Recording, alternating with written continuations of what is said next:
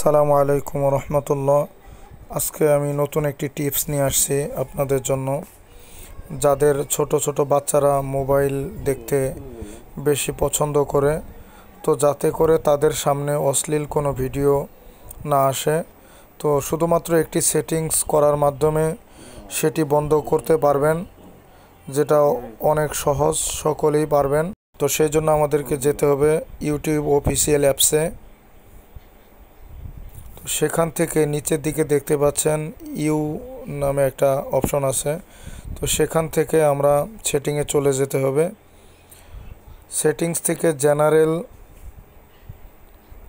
General settings থেকে নিচের দিকে স্ক্রল করে নিচে আসলে দেখতে পারবেন রিস্ট্রিক্টেড মোড। এটি যদি কারো অফ করা থাকে তো এটি চালু করে দেবেন। তো এইভাবে চালু করলেই অশ্লীল ভিডিও আর সামনে শো হবে না। তো সকলে লাইক, শেয়ার এবং কমেন্ট করে পাশে থাকবেন। ভিডিওটি কেমন লাগলো সকলে জানাবেন। আশা করি